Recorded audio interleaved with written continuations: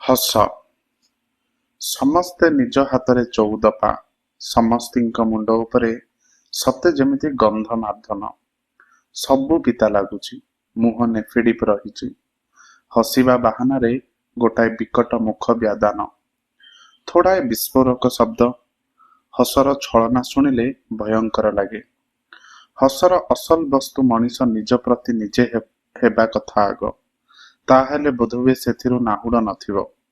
ସେମିତି ତାରି ପ୍ରସାରଣ, ତାରି ଭିତରେ ନିଜକୁ ଦେଖିବା। କିନ୍ତୁ ହସ ନାଁରେ ଆସେ ପର ପ୍ରତି ନାହୁଡ଼ ମରା।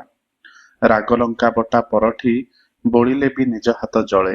ତେବେ ତହିଁରେ ଯଦି ସହାନୁଭୂତି ଓ ବୁଝାମଣା ଥିବ, ସଂକୀର୍ଣ୍ଣତା, ରୋଷ, ଆପଣାତମ ଓ ବଡ଼ପଣ ଭଲପଣ ପ୍ରଚାର ନଥିବ, ସେ ବି ହସ।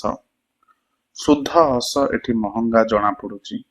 ହେରେସାମି, ହିଞ୍ଜିଡ଼ିଆମି, ଅକଥା କହି ରହସ୍ୟ ଉପୁଜାଣ, ଏସବୁ ବି ହସ ନୁହେଁ। ହସ ବିହୀନ କଳା କିଟିକିଟି ମୁହଁ, ନେଫେଡ଼ା, ମୁହଁ ଆମ୍ବିଳା, ମୁହଁ ଶୁକୁଟା ରୋଗରୁ ମୁଁ ନିଜେ କଣ ମୁକ୍ତ? ତା ହୋଇଥିଲେ ତ ମୁଁ ଭଗବାନ ହୋଇଥାନ୍ତି।